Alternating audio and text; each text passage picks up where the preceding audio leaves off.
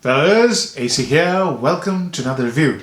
This time it's a 2020 release or re-release of the iconic Dior Homme Intense. So got a 5 ml decant and I really tested it thoroughly. I think you can see that it's about 4 ml that I've used, and when I first smelt it, it didn't impress me at all. I thought it was a pointless release.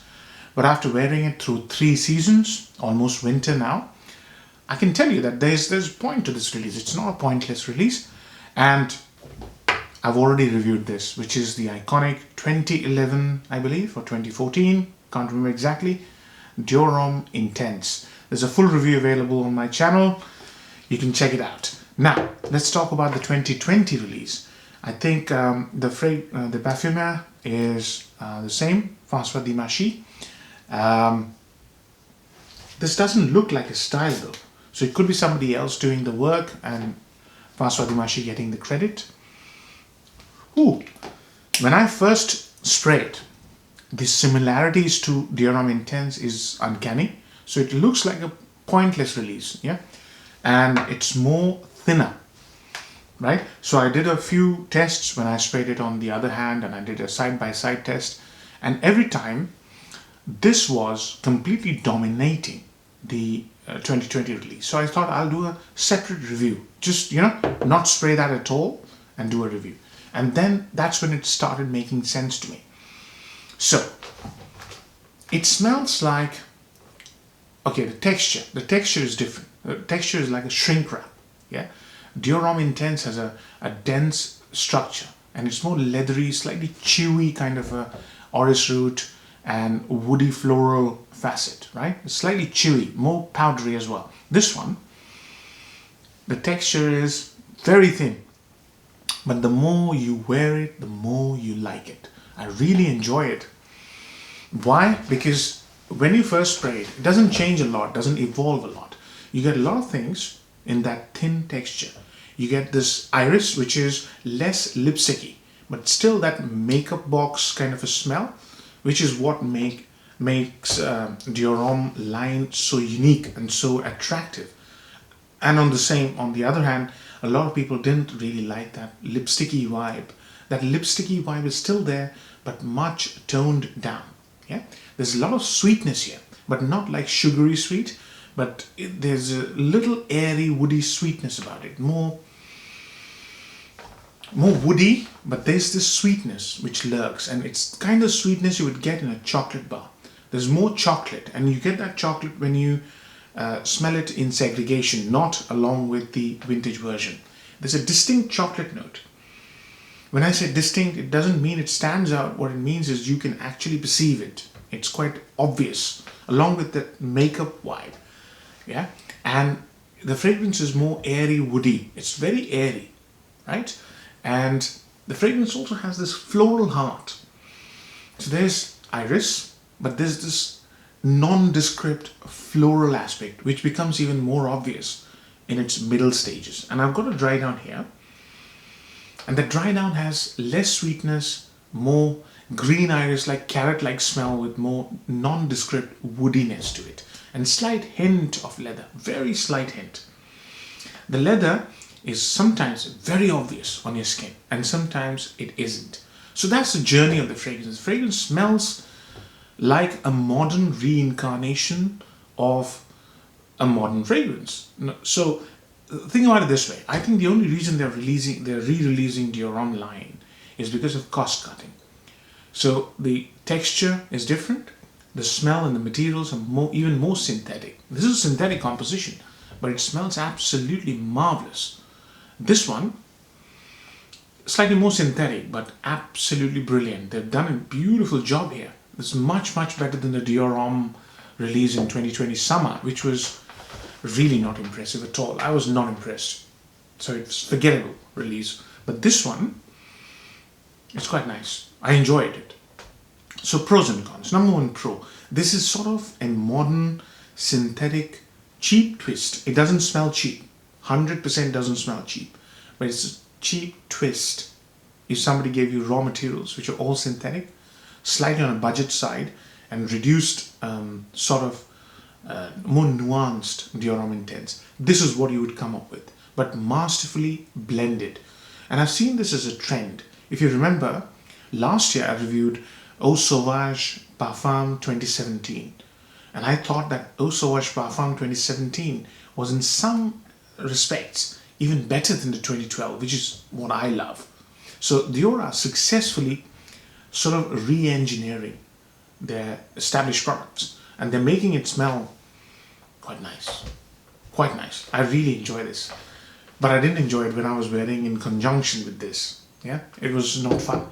So that's the first pro. It's a re-engineered product, right? And it's slightly more for a different sort of audience. Yeah. So the audience for this one was absolutely masculine, modern masculine. This one is androgynous. A woman can wear this, a man can wear this, any age group. It'll smell good. So that's number one. It's sort of androgynous, re-engineered Dior Homme Intense and still smells really nice. Number two, when they were re-engineering, they certainly had this wearability aspect in mind. Now, Dior Homme Intense is a hard one to pull, especially if you're a heavy sprayer at work or even in summer. I've tested in summer. This one is easily wearable in summer, autumn. Now it's winter. It's really cold nowadays.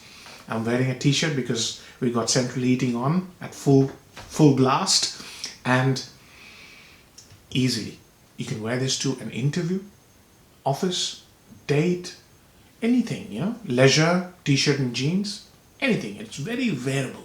That's the second upside. Now the downsides. Number one downside, if you're a die-hard fan of Dior Homme Intense, you probably won't like it. But I have a full bottle, I really like it, and I still like Dior Homme Intense. You do, 2020, you do have to wear it separately. Don't wear it together. And also, the other downside is the performance. Now, this has got insane longevity. And this is what I don't understand. This thing lasts on my skin overnight to next day, right? So if I wear this now, if I spread this now, it's going to last me till next day easily. So 12 hours plus is the longevity. But, and this is the really strange one, and I've tested it again and again, the projection is almost negligible. And the sillage is almost negligible, yeah, after first 1 or 2 hours. So this is going to really upset you or sort of frustrate you, because in spite of being such a nice little reincarnation, re-engineered Dior Homme Intense, people will have difficulty smelling you, yeah, until as you go 6 sprays on your t-shirt or your shirt and then hope for the best. So the performance will disappoint you. And the third downside is the value for money. The prices haven't changed, right? It's still the Dior price. So you're looking at 80 to 100 pounds for 100 ml. You're not getting performance, and you're getting a subset of what Dior Homme Intense used to be. Still smells very nice, but it's a subset, yeah? You don't get the entire experience. And could be a good thing, could be a bad thing, but the value for money somehow has depreciated, especially with the performance, yeah?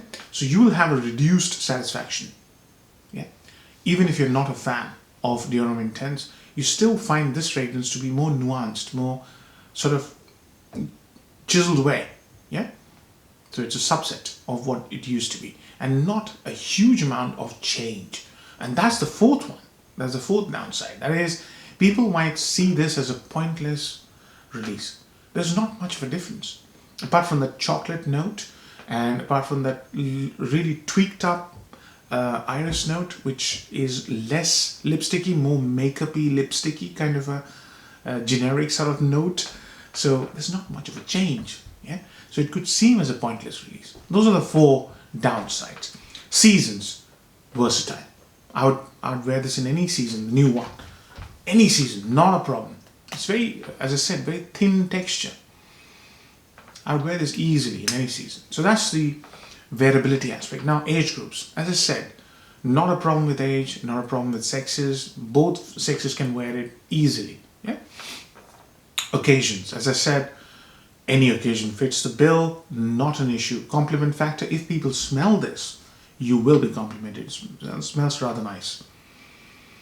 Yeah, very nice. Very, very nice. I like it actually. But if people smell you, that's the only case when you'll get a compliment. Otherwise, forget it. Nobody's going to smell you, right? It can be a close encounter situation scent, And in that instance, you'll be really impressed. It's much less sweeter than the original Dior Homme Intense. So I think I've covered all aspects. Marks out of 10. This is a 2020 release. 2020 has been a good year for a lot of fragrances, and I've reviewed some of them. Bearing that in mind and comparing it to this, which is quite nice, I would give it a 7 out of 10. Yeah, if you have this, you don't need this. If you've never smelled this, you would really like it. But if you want compliments, stay away, because this has got sort of mediocre projection, mediocre sillage, very good longevity. So bearing that in mind, bearing those factors in mind, I'm going to give it a 7 out of 10. Not a problem. So 7 out of 10 is a fair one, I think. Hope you enjoy the review, fellas. Take care. Bye-bye.